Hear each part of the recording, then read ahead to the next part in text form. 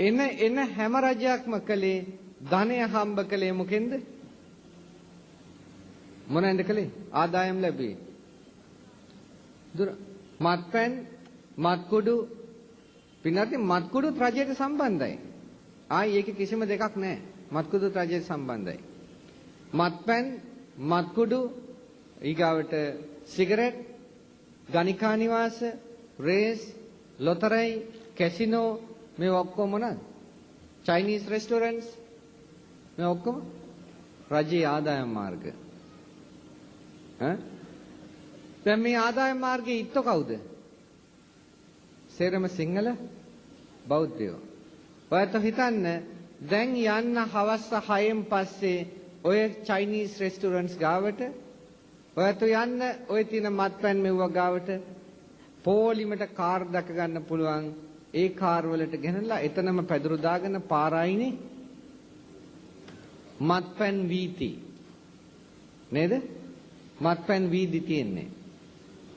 ওই මත්පැන් වීදියේ දැනට ඔහොම තිබුණට තව අවුරුදු 7-8ක් යනකොට මේ අවුරුදු 4-5කින් පටන් ගත්තේ තව අවුරුදු 7-8ක් යනකොට ඔය පාරකින් කෙනෙකුට බහැලා යන්න පුළුවන් වෙයිද?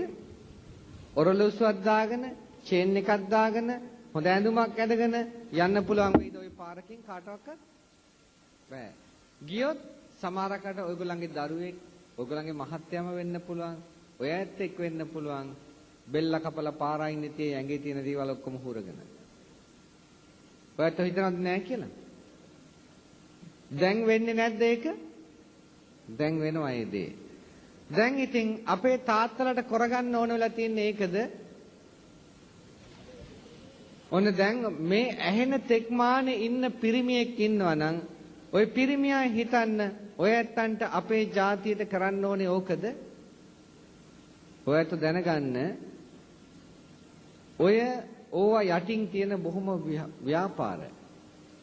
ඔය ඇත්තෝ හැමතිස්සෙම තවත් පිරිසක් විදේශයන් ඉන්න. විදේශිකයන්ව ඔය ඇත්තෝ කෝටිපතියන් බවට පත් කරනවා. ඔය ඇත්තෝ මෙහි පිරිහිලා. අපේ රටේ ඉන්න තවත් කූට ව්‍යාපාරික කණ්ඩායම් මහා කෝටිපතියන් බවට පත් කරනවා. ඔය ඇත්තෝ ඔයගොල්ලෝ විනාශයට පත් වෙමින්. ඔය ඇත්තෝ කුඩු පොඩ්ඩක් පස්සේ යනවා කියලා කියන්නේ දැනගන්න ඔයගොල්ලෝ තවත් පිරිසක් මහා ධන කුයරයන් බවට පත් කරනවා. පත් කළා ඔය ඇත්තෝ දවසෙන් දවස වලපල්ලට යනවා. ඒකද කරන්න ඕනේ. පුතාලට ඒකද කරගන්න ඕනේ. මං කියන්නේ මේ පුතාලා බොනවා කියන එක නෙමෙයි. මං අහන්නේ